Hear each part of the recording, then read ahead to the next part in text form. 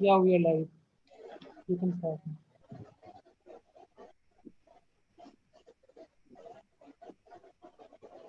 Yes, Janika, you can start now. Sainika, we are live. All right, I'll start. Hello, can you hear me? Yeah, we can hear you. Okay, good evening, everyone. I welcome you all to today's first webinar on elder care organized by Enajuri. Enajuri is a non-profit platform which engages and promotes various kinds of initiatives that are striving for social change, leadership, building and entrepreneurship in Assam and Northeast.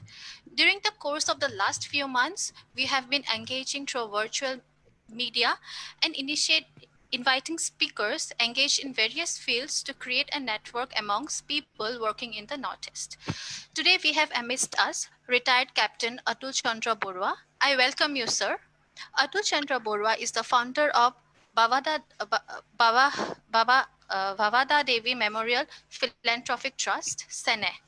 Bhabada Devi was his mother, and SENEH translates to Mother's Love in Assamese. SENEH houses 26 elderly women who were once abandoned and homeless. Now they are able to live the rest of your life with dignity. Aging is inevitable part of life, but Captain Atul Chandra Barua has been indeed very successful in bringing lots of hope and happiness in the lives of the elderly abandoned mother of the society. I now request you, sir, to kindly elaborate more about SENE and your journey so far. Over to you, sir. Okay, my video is, I can't see myself. Yeah, Hello? you তলত আপুনি দেখিব start Start? video bully. Okay. Oh, Okay, now. Hello, everybody. I am Group Captain Barua, not Captain. Okay, there's a difference because I am from Air Force. Captain is from Army. Anyway, Sorry. now let me talk about first, what is elder care? Why it is required? You know, when the elder, what is an elder man? Who is old? Who says that anybody who is above 65 in the developing nations and above 55 in the underdeveloped African nation, they are old. Actually, all depends on the mental and physical capability as well as the ability to procreate.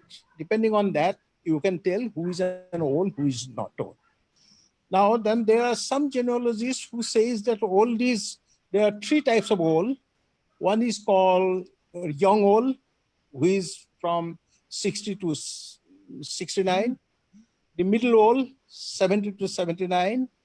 And then the old actual old, 80 to above.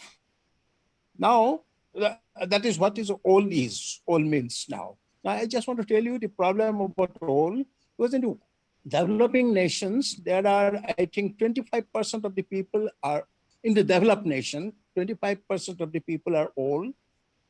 In countries like Japan, it is 30% of the population are old. In India, as on today, we have got about 14 crore people who can be termed as old. But by 2050, it is expected to go to about 35%. That will be the type of old that we'll have. That shows that we will be having about 50 crores people who will be old. And if you just think about the recent year, about the birth rate, which has come down to 2.1, then I think we'll have more old than, old by the time we reach 2050. Now, how do we, but I'll just tell about a,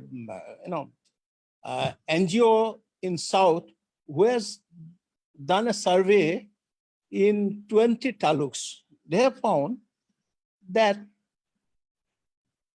70% of the people all are dependent.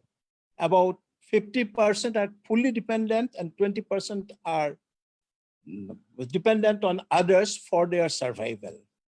So now how this, out of this 70% again who are dependent, 60% are those who felt that they are, life is useless. There is nobody to look after them, and the society is neglecting them. They are under depression, and they have got differential. So I decided to do something about this 60% out of 70% who are suffering because of neglect of society and the neglect of, people at large. Our family values have broken. So what I did, I am myself 77-year-old, but when I was about 65, I was in the Air Force. Then I did some business. I could earn some money to save for myself, as well as I had some extra. So with that, I decided I must do something for the old. I came to Assam, went and saw, visited about 100 villages, trying to find out how the old, or for that matter, the people in the villages are doing. I found that almost in each village, there were 3 or 4 abandoned women. And one of them, mostly in each village, I found they were mentally unstable. So I targeted on this group.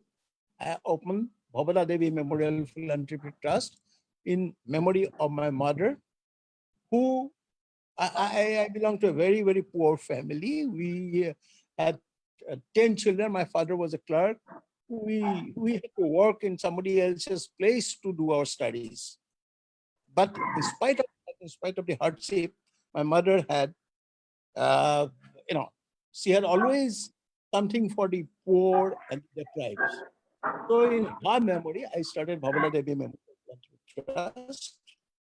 It was a challenging trust because this is Excuse me, a sir. home for destitute.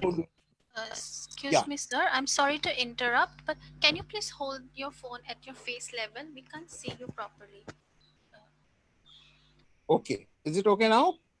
Yeah, better. Is it Thank okay you. now? Huh? Yeah, better. Okay. Yeah, it's better. So it was a daunting task, challenging, because what I have found, it was for destitute, those who were lying on the roads, who had nobody to care for. They were old, nobody to care for. They were living on begging, or there are some who worked in somebody's place as domestic help, but once they become old, they were thrown out. People like that, and some even mentally absolutely deranged. So we started picking them up. We started a home in Kailipara, Guwahati. The house can only accommodate 26, so we have about 26 people there. The people who are there are, they have got a, I should say, devastating past, very sad past. There are some whose, there is only one whose children have abandoned them. The others were, but nobody in the world, no support, nothing. They were begging. And because of that, they, at least out of the, residents we have got, about 30 to 40% are psychological patients.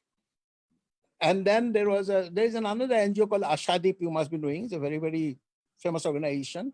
So we contacted Ashadip, and they came forward to help us. So we used to pick up those who are on the street, in mentally deranged condition, ladies, only men, send it to Ashadip. They had their facilities. They'll keep them from different periods from 6 months to 1.5 years. And once they're reasonably cured, they will be brought to our place, and we keep them. They're reasonably cured. They are having a normal life, and we keep them. And the others also have got some sort of ailments already. So the biggest challenge for us is their medical facilities. How do we provide them medical? Luckily, there's an organization called, Sun Valley Hospital here.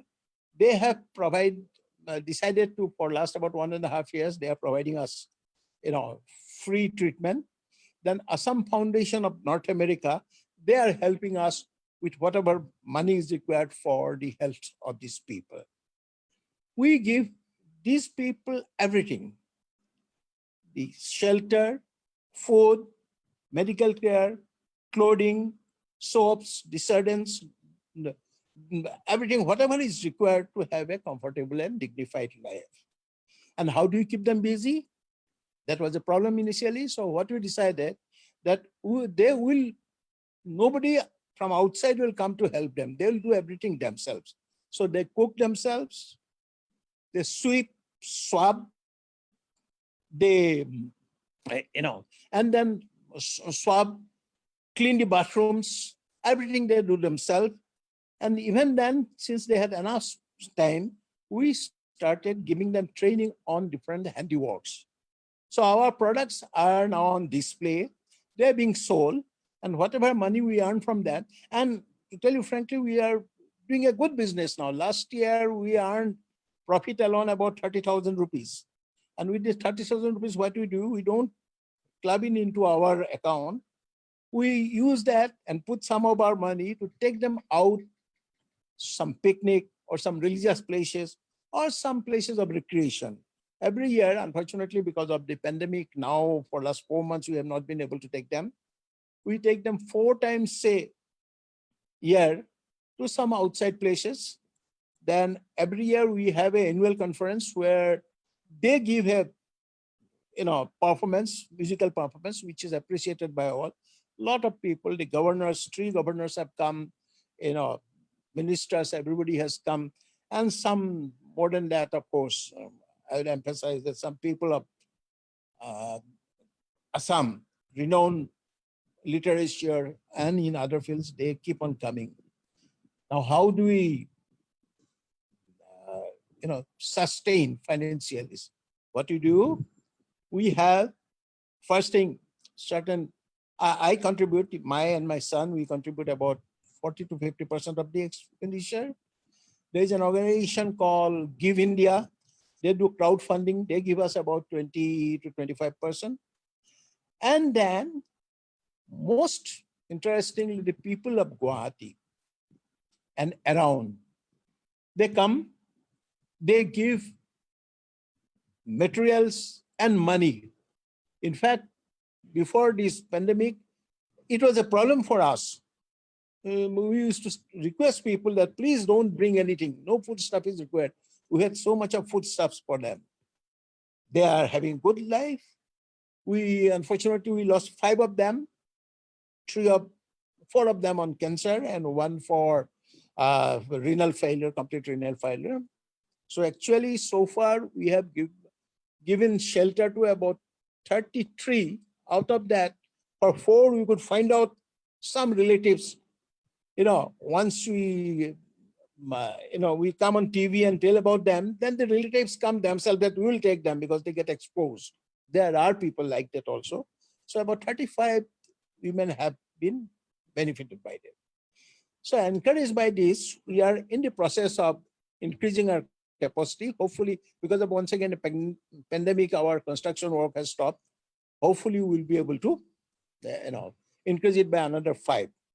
We don't want to, we have a huge courtyard, which we don't want to actually sacrifice, because that is where they get, morning, evening, they do yoga, they do some exercise, everything, they walk in that area only. So we don't want to. In addition to that, we have also embarked on another problem which we have found. It is about a girl child again, problem which we have found.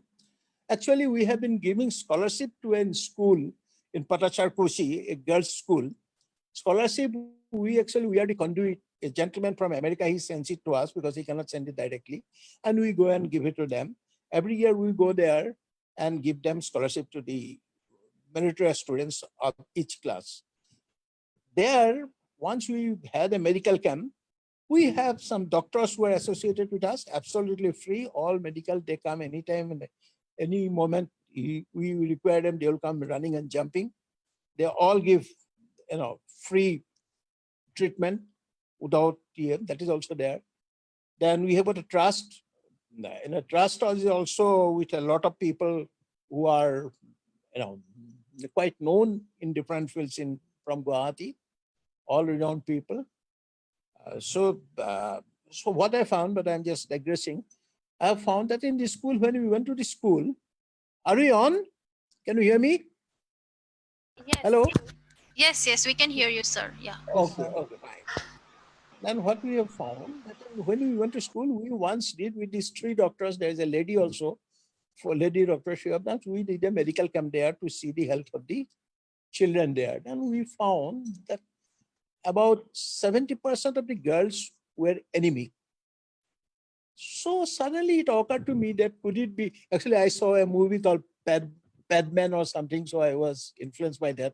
I asked the lady doctor that can you find out from the little adult girl if they are using, sanitary napkins.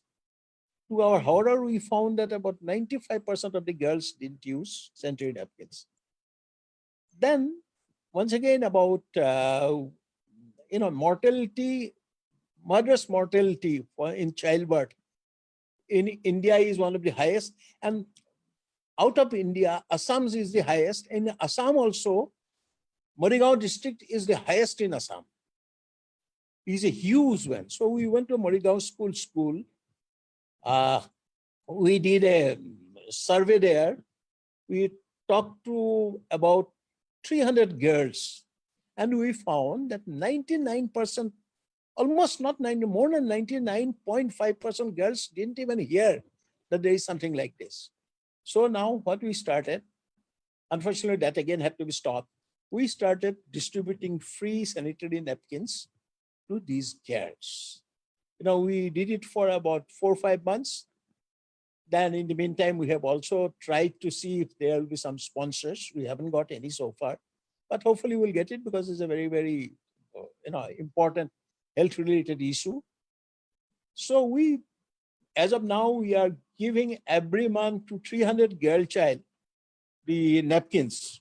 We have to go and we teach them how to use it. We have our lady volunteers. They have gone and used it, teach them to use it. And we were distributing it. Unfortunately, because of the closure of the school, we had to stop it. God only knows where we can open it. That's what I have got to say. If you have got any question, I'm ready for the answer. Yeah. So my first question to you, sir, is although older people have ages of experience, from their lives, the society often has the tendency to categorize old people as weak and useless and see more of as a burden. So what do you have to say, what do you have to do to change the perception of the society towards the Oh, older population? absolutely, it is, I should say it is because our, the value system has crashed. The value system that we had earlier days, what used to happen, especially I'm talking about Indian, in the rural India, you see, the older people had a position in society. Their experience, their knowledge was always respected. What they said was the final word. Unfortunately, that has crumbled very badly today. That's how they have become useless. Productive wise, yes, I am astonished to find what all our, the ladies, some of them even they were lying on the road almost dying. We had to pick them up and they had to be put under ventilation after picking them up. Then we saved them. Luckily, they are saved now. Their capability to produce, if you teach them something, so devoted, and they are so happy to do it. If you come to our place, you'll see what wonders they have won. So I don't say that they're useless. There are out of that, out of the 26, about 4 or 5, they cannot do anything. But what is most, heartening for me is that for these 4 and 5, for example, there is a visually impaired. There is one who is, speech and hearing impaired completely from childhood. They are helped by others. They all live like sisters, and they're so good, so, I should say, happy to be together like sisters. I think they're not useless. They're fantastic to work with. Thank you. My next question to you is, any problem gets aggravated when one is poor. So do you think the economically poor elderly population are inherently more vulnerable to richer older population? Can you come again? Your Yeah. voice is breaking off. All right. So any problem get aggravated when one is poor. So do you think the economically poor elder population are inherently more vulnerable compared to the rich older people? Yeah, I told you already, at that about this South Indian NGO who has done a survey. Those who are economically 100% dependent, they have found that 50% of the people of the elderly are 100% dependent on others for survival. So they are positively extremely vulnerable. They depend on others. So they are the one who suffers most: arthritis, uh, diabetes, problem related to heart, asthma. These are the things all of them suffer. They are the most vulnerable, undoubtedly, because they have, first thing, they have got no psychological support, both psychological and material support to survive. Yeah. Anything? So what are the common health issues that you face in SENEH? Yeah, health issues, as I have told you, our biggest challenge is psychological, mental problems. Out of 26, 10 are on psychiatric drug. So they have to take the psychiatric drug for entire life, because they were earlier, some of them completely mentally deranged, some partially deranged. Okay, that is one big issue. Then other issue is hypertension, diabetes, arthritis, cataract. But cataract on all 26, in fact 37 so far, we got them cataract operations. These are the problems. Then there is one who has got a problem about an enlarged. She is the one who is, I told you, speech and hearing impaired completely. She is actually a Telugu speaking lady. She cannot speak. Later on, we came to know that she is Telugu. Now, I'll just tell you, they have a health problem, but luckily, as I have told you, we have got 2 in-house nurses who look after them, and the doctors and the hospital, they give us fantastic support. And we get the money from America, the Assam Foundation of North America. Okay. So just one question. When the Constitution of India was being drafted, the traditional Indian family ethos were different. But Yeah. now we live in a different society. Do you Yeah. think Constitution should also direct the cause of the elderly population by making elder care a fundamental duty to be observed by the younger generation? Of course, they should. Why not? Why not? But there is a problem in that. You know what has happened with the nuclear family? Unlike others, the family ethos is broken not only because that, people have become bad. The families have broken. The nuclear family, for example, I'm just talking about, I am 77-year-old. My son is in America. My daughter is somewhere. Even if I want help, they cannot come. I know. They want it. They are very good. They are absolutely worried about me every day. They spend a lot of time talking to us and talking on, WhatsApp or on FaceTime, but they cannot do it. Yes, government has to do it, but what we should do, Sweden has got a very, very novel system. Government can make it compulsory, but to implement is, there is always a gap between the cup and the lip, as they say. See, Sweden has a novel system. They call it something time bank. What they do, theirs, elderlies are absolutely like, because the entire family system has broken in the West completely. I won't say certain countries like Italy and Spain, they have their value system still intact, but some other countries. So what Sweden has done, this time bank, what they do, anybody from 25 and above is encouraged to be a member of the time bank. They have to enroll themselves by a pittance, some, some money, I don't remember how much it is. Then what they do, they have to go and help elderlies in their home, in their spare time. Whatever they help, how many, suppose they spend some about 2 hours with some elderly couple, they come and report that this 2 hours, that they keep it in the bank. 2 hours is added to his account. Like that, the entire his, able time, maybe about 65, 70, as far as till he wants help, he keeps on helping others and his bank account swells. And when he is incapable, when he requires help, the other group is to come and help. So this is a very novel system, but that is only possible in a country like Sweden, which is the population is less. For a country like India, yes, it is government has to step in.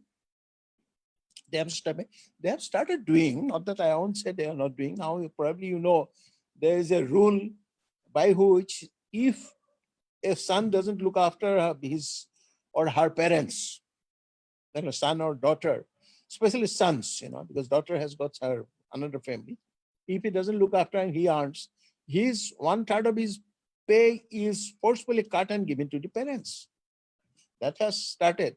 But it is a long way off. Immediately that cannot be, it is a fundamental right, but the implementation is a huge problem, how to implement it. And then another problem, specific to Assam, I'm just talking about. The rural Assam, not everywhere. There are more dropouts, school, college dropouts, or those who couldn't do well, dropouts in the villages who have got nothing to do. Now, I went myself and saw them, that's why I visited a lot of places. So for them, they do not know what is their tomorrows. They have got nothing, nothing, and unfortunately, we do not want to work also. Basically as an Assamese, we are lazy. So even if they want to, they don't have the capabilities where we tell to look after the parents. And it will continue. Once they grow, their survival itself is so difficult. So this is the problem. Government has to step in. The civil society has to step in. NGOs like us has to step in to help such people.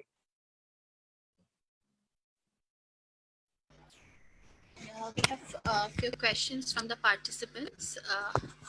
So the first question to you is, what are the problems you faced at the initial stage of starting up SENEH? Yeah, I'll tell you. Assami is a very interesting question. My experience, I just want to tell you. Initially, I was all alone. Now I told you I am not alone. A lot of people are there, was helping. Especially the youth, I'm very encouraged by the participation of the youth who have come. Initially, what has happened, I started, an elderly gentleman, one nurse, and a young boy. I employed them. I started. The building was ready. The furnitures were put, but there was nobody who is ready to come. We tried for 1 month, 2 months. Then one day, a friend of mine, you may be knowing, Dr. Sheila Barua, who is a renowned, historian and environmentalist. Sheila Barua, she informed me that there is a, woman who is ready to come below a, overbridge. So I told Sheila that, Sheila, please go and get her by hook or by crook. She was brought in. First condition of her staying there was that she has to keep a dog, with her small dog, which she has, been living. She's living, people were helping. She's living on begging, but she won't come. Anyway, she came. But And she won't like the, we had to have some discipline. She cannot go out. She won't like the discipline. She went out. Thinking that, she went out like that, and there was a comic end to it. When she started, I decided that we must, officially inaugurate it. We called some people. We had all, religion prayer. But one day before that, we thought that she will be the one who will cut the ribbon. And there was, we call the TV, the journalist, this and that, to give it a publicity. One day before, she said, I don't want to stay here, she left. So by that time, we couldn't cancel it. People have come. So the gentleman who was working there, what he did, he caught hold of a old lady from a nearby place and came and showed her as our, uh, resident, and got it cut from there. Sherpuli Barua, I will never forget her name. That was the first problem. So nobody would like to come and stay there. Normal refrain, Ohamiyat coin her, ki moya hari thagim niki. Ki ashramat thagim niki. Moya neke kuji muige kam kida ashramat nathako moy. That refrain was the biggest problem. That is one. Number two was medical. Medical was a big problem. We faced a lot of problem. Go to GMC, give a queue there. After that, whole process. Whole day is gone. If somebody is sick, even for a small sickness also, whole day is gone. The nurses also is gone. The next was finance. Finance used to be a problem. I was the sole contributor. It was a problem. But as the days went by, now we are absolutely sufficient, I should say, without any government or institutional help. We had problem about, again, the ladies fighting between themselves. It is won't, if 30 sisters live under the same roof. There is bound to be some, they used to fight. So breaking their fights and making it was a problem. But luckily, by now, that problem is also sorted out because we started keeping them busy. Morning till evening, they are busy doing something or other. That's. Anything else? Yeah, we have one more question. Yeah. Just give me a second. Can you bring a mic? Yeah, so this question is from Kashmira. She wants to ask, what are the requirements to start elderly care home, like legal procedure, infrastructure, finance? Yeah, as I told you, finance is the biggest hurdle. Okay. Elder care home, there is some government of India scheme, but I tried about 6 consecutive years. I couldn't get it because there's a lot of red criticism that has to go through the Assam government, and you know what is the probably it is shed better now. Social, welfare set up here in Assam, what it was at least few years back. So with that, we fail. So basically, what you want, first thing is land. Like we are planning, to tell you frankly, we are planning to start one in a rural area. We are planning now, if we can. Land, where to get the land? First thing is that. Most important is, finance.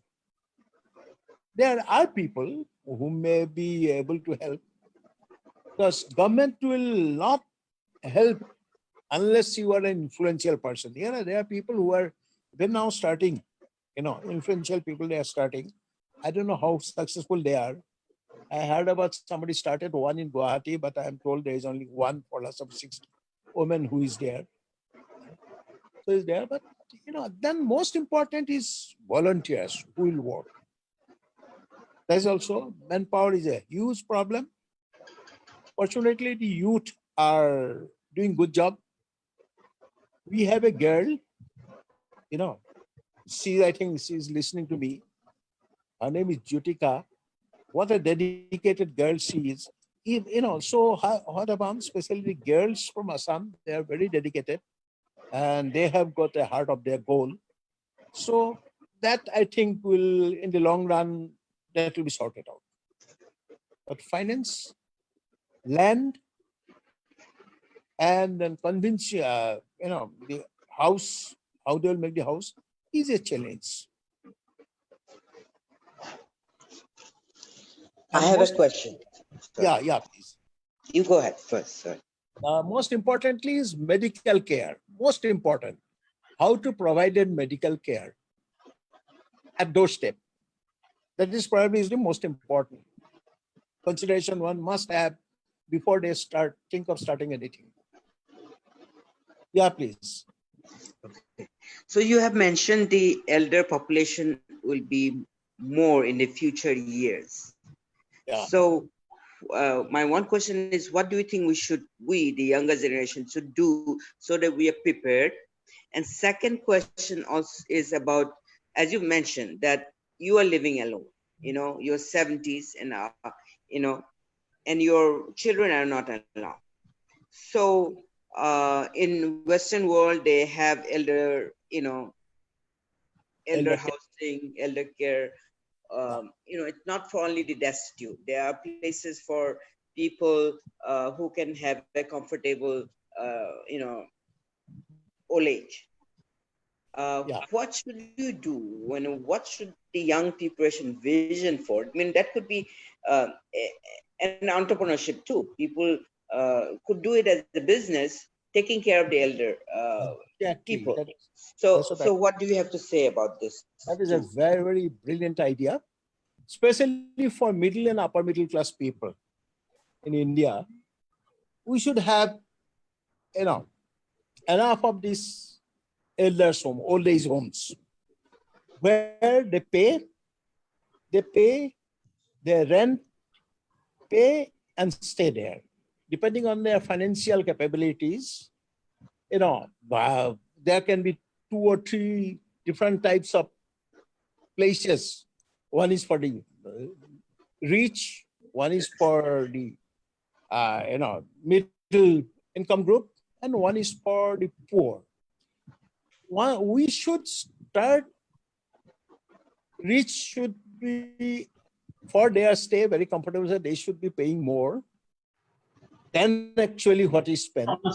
The middle should be paying little more than what they can spend, which can afford, and the last should have the minimum. And it can be a very, very good business model everywhere. But there are 2 things which is most important, I should say, in the elder care is the medical facilities.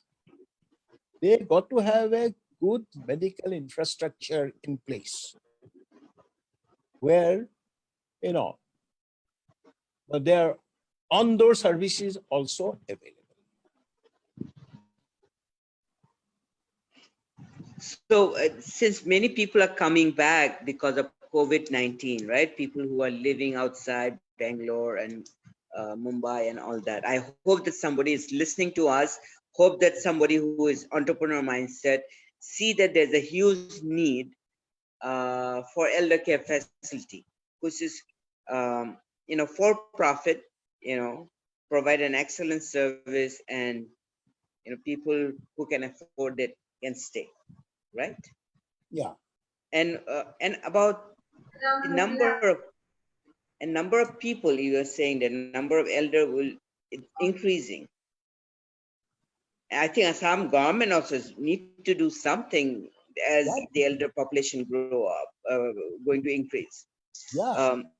What do you have to say to that? I mean, hopefully some Assam government official are listening to us.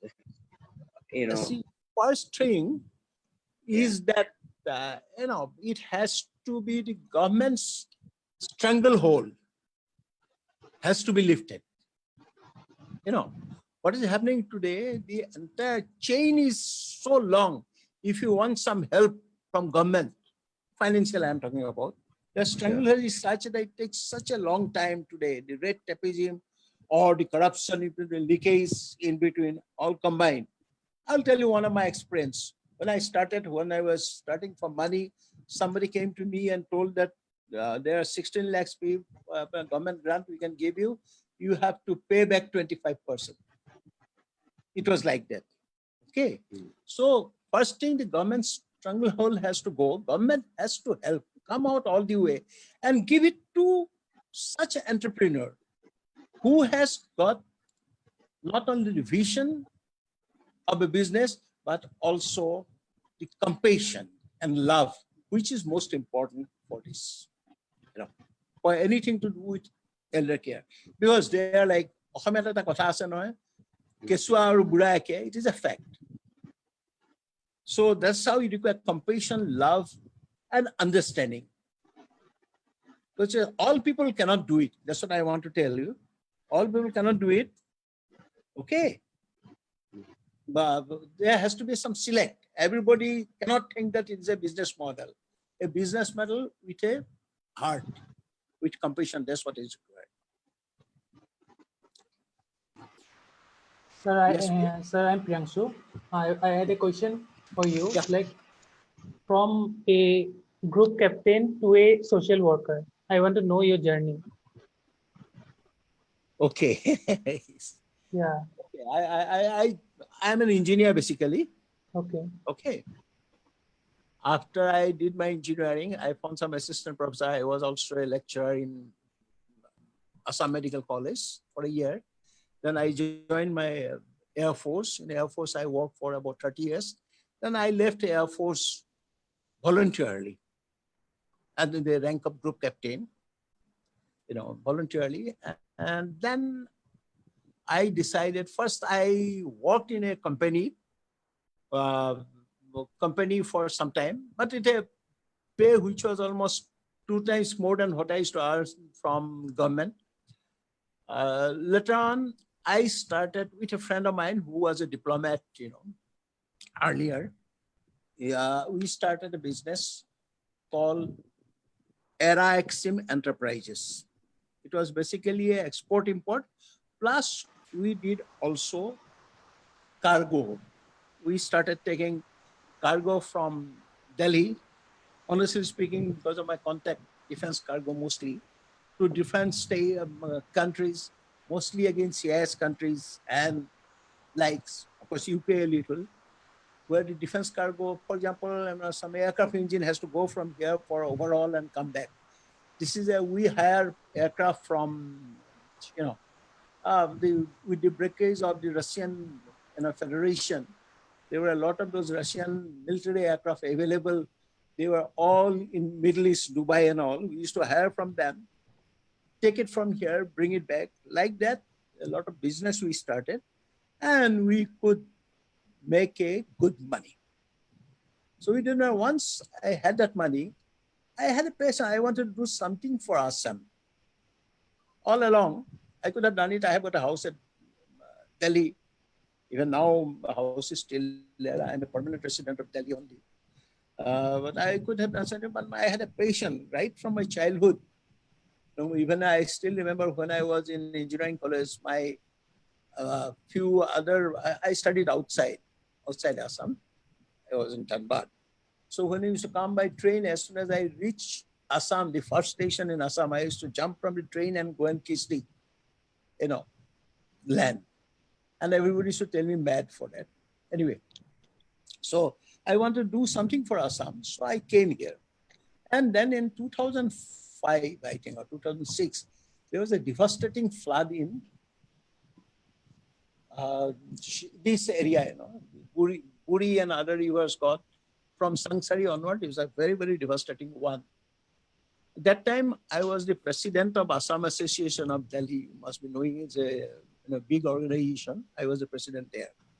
So from there, from the association, I brought some 1 lakh rupees, gave it to the CM's relief fund.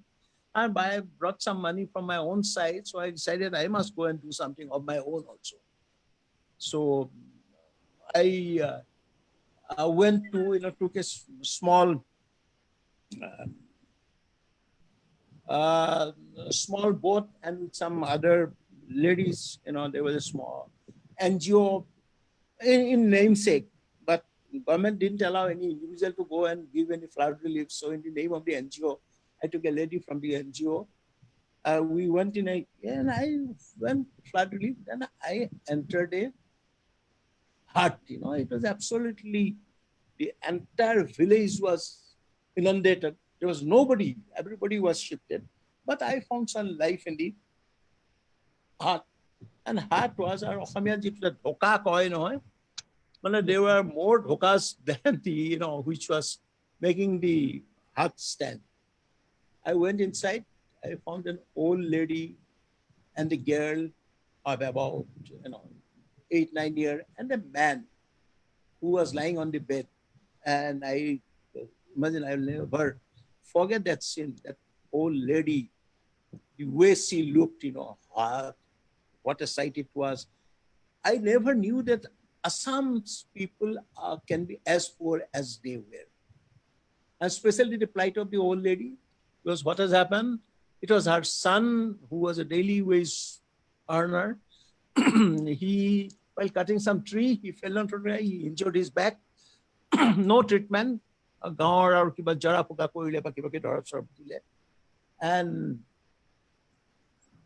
he became crippled. That daughter is his. He has lost his wife also. So after seeing that and that old lady, that's the time, sorry, I decided that we must do something for such people, what I can do from my own side. So I left Delhi. I came here. Before I left Delhi, I started coming to Assam much more, and I started visiting with my friends, 3, 4 friends to different villages. I found two generations of people suffering most. One is this old ladies, as I told you, especially those who has lost their husbands, abandoned by their children. They were, they normally go and work in somebody's place and make a living. Absolutely. And out of that, as I have told you already, one was, in every village, almost every village, I found one woman mentally, unsound, deranged, I should say. Then the second group I have found is youth. School dropouts, whole day, rasta kinar, gosor tolot, ahon gosor tolot, karam kheli thake. Eko kaam bon nai, nokore koribolo ichha nokore. Even also the land has become arid. You must know that there is hardly, because of the siltation, the land in this side has become not that fertile, I must say. And the holding was very less, so more people. So these two, I have zeroed in on these two, that can we do something. So for the women, I'll just tell you the tragedy of Assam. You'll know about this then. For the women, I started this. Side by side, for the youth, those dropouts, I suddenly, in Delhi, where I stay in our locality, almost every corner, there is a man, fellow Toby, for ironing the clothes. And I found that one of the fellow who was just behind me, his son and daughter both have become graduate, but still the son was doing the ironing. So I thought that if I can train at least 100 of such boys, in Guwahati there are so many, these multi-story flats. Every flat can feed a family of 2 or 3 or 4. At least 20,000 rupees earnings shouldn't be allowed. So what I did, I started, I went to Delhi, contacted that boy who's a graduate. I told him that, can you come and train some boys? He told me, yes, sir, I'll come. For money, I told him. And in my place also in SENEH, the house was empty, so I made arrangement for those boys to come and stay and learn. I sent out words. You'll be shocked to know not a single boy came. There was a boy whom I knew. He was even now he's staying with me and married now. I told him that when did you go? He told me, Dadar kiya maan to be home niki. So I couldn't get a single boy. Some boys came whom I thought they're immigrants, so I didn't like the idea much. So that is how it turned out. My life took a change. And now I am absolutely devoted to this job. Yeah, that's really inspiring. We are open for questions. If any of you have questions, you can kindly unmute yourself and ask whatever you want to ask. Is it possible to just have some observations? Yeah. I find that 2-3 important issues were raised here regarding whatever Barua raised, and it's just interesting to hear him, and also a very nice thing he has started. But about the elderly, as one of the ladies has raised it, that the situations have changed. And one very basic things was raised by Kulvinder Singh. Kulvinder Singh, is he here? Hello? He raised that, is it possible that some arrangement can be made when it can be self-sustaining? A section of the population, elderly population now, are in a position to pay for their care. And is it possible to go for such type of entrepreneurship, and where they will arrange for some taking care of the elderly people, and then they can pay themselves. Since they are very old people now, they cannot take care of themselves. But somebody can take care of them. And if there is an arrangement where they can go, stay, pay for that, and it will be a self-sustaining thing. Is it possible? Will that work? Oh, very much. It's a very, very good idea. It should be done. In fact, the idea was floated by somebody here in Guwahati, a doctor from Tinsukia. I noted it. He floated that idea, a doctor from Tinsukia. So we all, started very enthusiastically, but somehow it didn't work out. It's a good, both business as well as, philanthropic model, I should say. One should do it. Somebody has to come forward. Somebody who has got the money to invest, and he'll get his money back, because gradually, I know quite a few families in Guwahati itself, quite a few, I should say, large number of people, a large number of, people, affluent alums, Just give me 1 second. My battery is running low. Let me put the charger. And another thing is, I think one of the ladies raised one question, that whether we can change the constitution. I beg your pardon?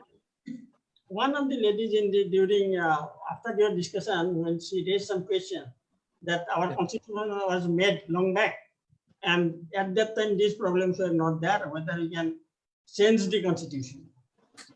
It is of course meaningless to put it in the fundamental rights or somewhere, unless the that's what I told you. It is meaningless. Implementation is difficult. Exactly. Yes. Implementation is possible. Yes. Implementation. Education is a fundamental right, but even now, how well it is implemented, it's getting implemented, but very, very slowly, isn't it? Yes. Yes. Anyway, thank you very much. I am also an old man. By your definition, I am in the last third category. I am Retd.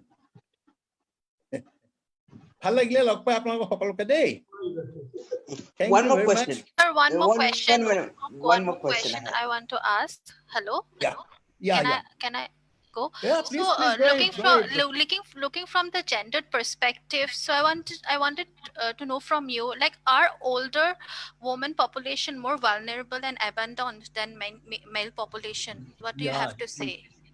There are two reasons, One is the longevity of the women are much more than the men. Hello? Hello? Yes, That sir, is you're one. audible. That's all. Yes, sir. And then all along entire life, they have been economically dependent on the husband or somebody else. So suddenly, once they are in the wilderness, they are the most vulnerable psychologically or otherwise. Hello? Yes. Okay. Hello? Yes, got you, sir. Melin Melin, you wanted to ask a question? Yes. My question is, I want to know what is the situation, what is going on during COVID-19? How is SENEH? facing lots of problem because you had elder people, and also are there any problem with food? Also, because hopefully many people are watching this, and is how could people help uh, during this COVID time? See, I didn't tell you. First thing, as soon as the COVID thing started, now SENEH is under quarantine from that day onward. Nobody is allowed to go in. Nobody is allowed to there are two people who are allowed to come out, go for shopping, and the chief, I should say, caretaker, and the another boy who has to go for shopping. No one else has stepped out of SENEH. The gate is always closed. We have stopped any visitor going there. That is paying off. So far, we have not had any problem whatsoever. Again, second, what you have done, you will be happy to know, we have, I'm talking about the trust. I won't say SENEH. SENEH is the home, Trust needs some, job.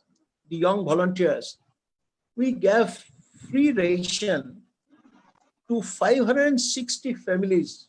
Ration for first for a week, then for 15 days. This 15 days was paid by AFNA, Assam Foundation of North America. We went to the village after village and gave them that. Before that, with our own resources, 700, cooked food, lunches, cooked and packed, we have distributed to people in some, ghettos, should say, in Guwahati. Then what we have found, we have also lately, only till last month, we started helping some artists. Especially in instrumental artists, they are absolutely those who used to earn in the bihu and otherwise on performance. Their plight was terrible. I came to know because of the boy who is associated with us. I'll tell you his story. I think you'll understand how difficult life is for them. His name is Noor Ahmed. If anybody of you have seen the Filmfare award presentation here,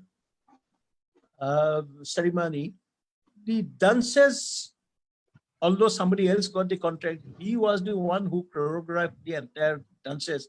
And he was the only male participant in the all-women one of the dances.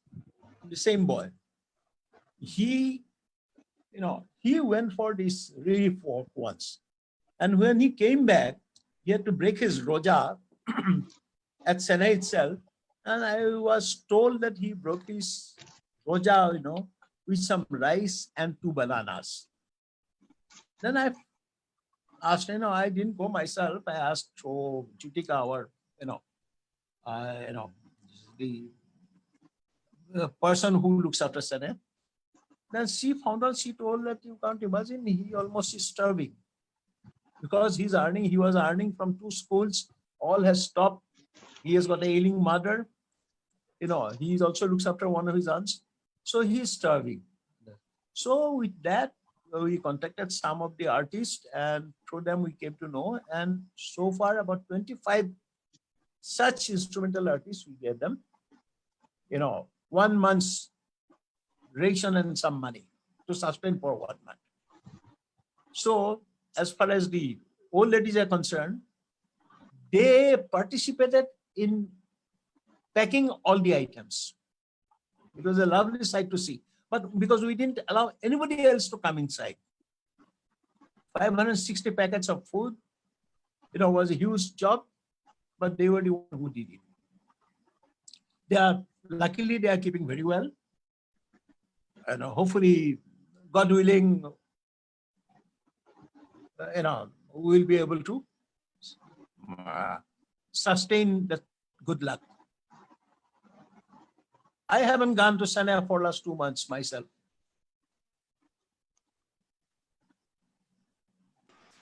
Hello? Yes, sir. Yes. Hello. Any more questions? Yeah, I got a question. Sir, I have heard from many people that there is a understanding gap, like a age gap between the elderly and the younger generation, because of which they get abandoned by their children. What do you have to say in that? See, as I tell you, the value system in our society has changed. I'm talking about the rural, more in the urban area than in the rural areas, although, you know, rural areas, especially in certain places like Bihar, UP and all, still there. The old people are, respected. Their experience, their wisdom is special. But in Assam, as of now, that has gone because of my own judgment. Okay, is a statement. A lot of people will jump on me. That has started this position on the elderly in Assam society has had a nosedive because of the Assam agitation, where the older people have handed over the leadership of the nation to younger college students. That was the start of this deterioration, which is still continuing in Assam. That has, normally all along, all over the world, it is the elderly who gives shape to the, ethos of a society. In Assam, it reversed completely with the Assam agitation. That is probably is happening. Yes, gradually our value system, our family system is crumbling. That is why the elder care has become much more important in the rural areas, because all said and done, mostly in the urban areas, the elder ones are self-sufficient or partially self-sufficient, not in the rural areas. Not in the rural areas. Okay, sir. Have I Yes, sir. tried to convince you? Yes, sir. Any more questions, or we should come to the end of today's webinar? But still we have time. If anybody has question, you can raise it. Yes, ma'am. I have question. I am myself Kulvinder from Punjab. May I ask some question? Yeah, sure. Parvinder. Come Yeah, along. sir. Myself, Dr. Kulvinder from Punjab, belong to Guru Nanak Dev University, Amritsar. I am far from your site, from I know. area. I am also interested in such activities. If I would like to join the movement running by you, how I can join you? Like, yeah, so nice of you. So nice of you. yeah. Is see what we require now. Yeah. Is resources. We want to expand. Yeah, okay. yeah. Resources both in financial as well as manpower resources. Yes, manpower yes. resources is the most important. You must understand. Why anything? Yeah. Because as I have already emphasized that elder care requires compassion, love, and understanding. Yeah. Without compassion, love, and understanding, elder care is impossible. Because elders are like children, they get offended very fast. I am 77. I also feel sometimes I get offended very fast, to tell you frankly. Although I am on under care. Okay. So you're very good. You are telling me, I know Punjab. I was in Ludhiana for more than 3 years. Yeah. So such a nice people you are. So yeah, please come forward. I am, sir, I am happy and surprised that in this age you are doing this. I am a assistant professor in philosophy. I study the ethics values. So I would like to join the applied ethics. I am not teaching only values and ethics. I should join the ethics with practical practice. I would like to practice these values You are really doing work philosophically, values, and you are examples for others. I am impressed by these activities. So I would like to join such institute, such a movement, such an organization in which I may be involved. Okay, I'll do one thing. Yeah. Shall I suggest you? Once Yeah, all I am asking for that. I am asking for this. Hopefully, as of now, we are absolutely in a blind alley because of the pandemic. Yeah. We don't know when we will be able to walk out of the gate. Okay. Okay. So first thing I would request you, Yeah. please pay a visit to us Yeah. as and when possible. Okay. Give me a tinkle. Okay. We'll Okay. look after you. You'll be my Yeah. personal guest. You'll be my Yeah. personal guest. Yeah. Come and pay a visit and see for yourself. Yeah. Then you can replicate something there. Even in Punjab, things are not as bad as in Assam, I know. Yeah. What I have seen, even now your family values are, I was thinking today only, I still remember, Yeah. all of you, touching the feet of the elderly whenever you meet them. Definitely. That is one thing, that is one culture which I was remembering today, that how good a culture that is. Yeah. Even if it is, you say, at times it is just for show, but it's such a good culture. You are still maintaining that. Yeah. In Punjab, isn't it? Yeah. Is it? Our that culture has gone completely here in Assam. Oh my God. Okay, that culture of, and the villages, it may be still there to some extent, Yeah. but also it is gone. The youth will feel that touching somebody's feet is, to tell you frankly, it is inhuman. It is not correct. So that is the difference between culture Yeah. and values between Punjab and the Punjab's family. Today only afternoon I was thinking about that culture that you still persist. I have been. Yes, definitely. We enjoy in touching the feet of the elders. Even it doesn't matter whether they know us or not. Yeah, And I they have attend. seen it. I have seen them. Mostly I have, I've got Punjabi friends in Yeah. Guwahati, Delhi. Yeah. They are religious, this and that. I have seen that. That's one custom which I like so much. Yes, sir. Yes, sir. At least it shows respect. You are Yeah. showing respect by that to the age. Yes, sir. Yes. Isn't it? So It is. please do, wherever you are, Yeah. you can, So- my email address is, I'm AC Barua, Alpha Charlie Bravo Alpha Romeo we will Alpha. we You will should send connect you both. Oh, yeah. We will. I have your information. I will send it to Group Captain Barua, Okay. and Okay. I'll send your I his have sent you information my to- email. I have sent Yeah, you got my it. email also. Yeah. We'll Okay, connect okay. you both. You And will be in touch. I also have to say that I am thrilled by your offer, I must say. Okay.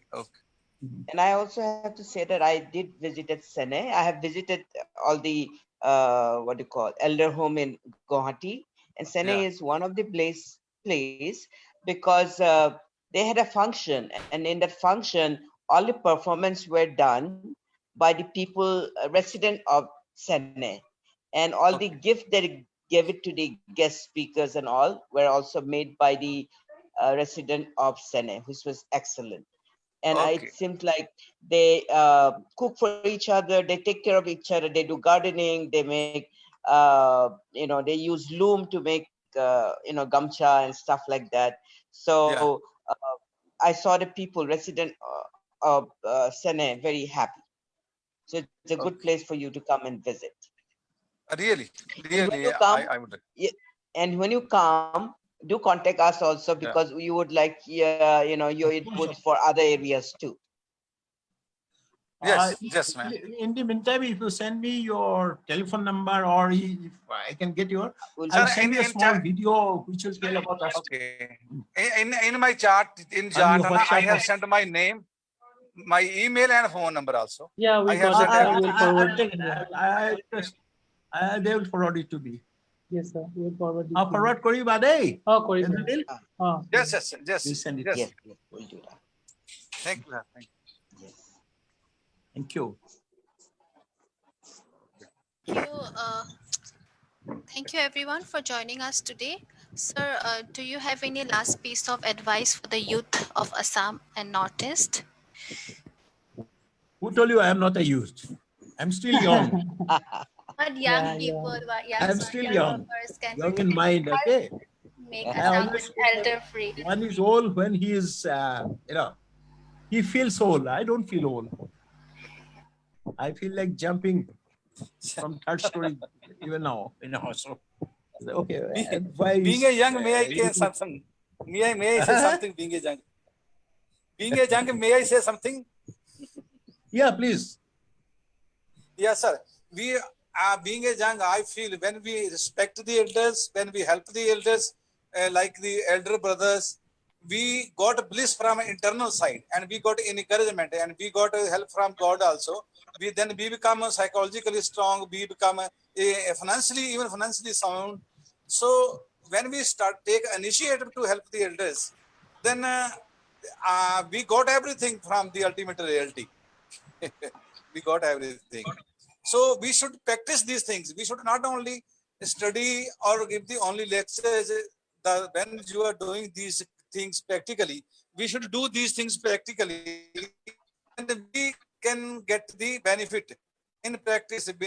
These things are when we materialize, then we see what is the result. I involved in these activities. I know there is no support from outside, need of support from outside. Then I got a support from inside.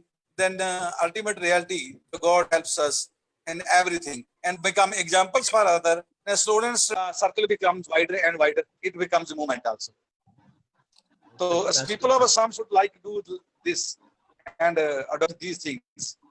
If I am not wrong. Okay, as far as your question about what is the advice to the youth, my first and foremost advice is learn to stand on your own legs first. Yeah. Foremost is learn to stand on your own legs. You must think of helping others only after you are sure that you can stand on your own legs.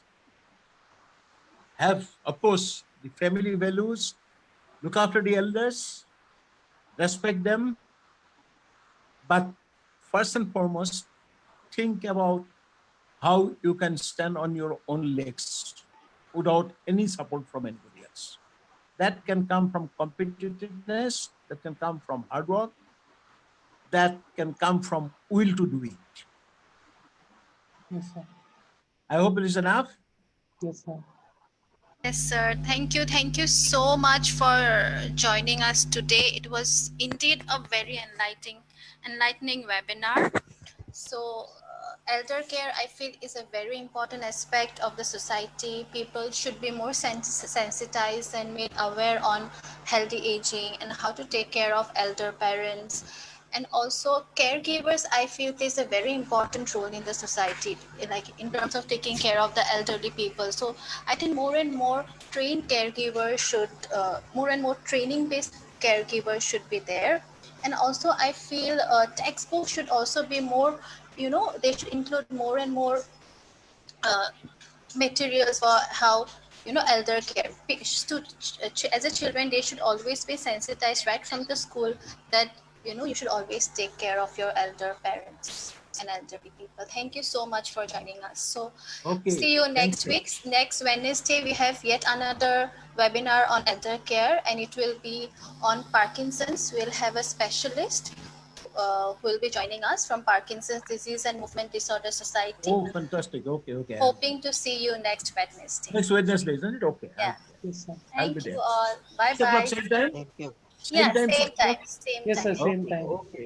It was wonderful. I know. Nice time together. I liked it. Okay. Thank you very Thank much. you so much, sir. Thank you. Bye bye. Take care. Bye-bye. Bye-bye.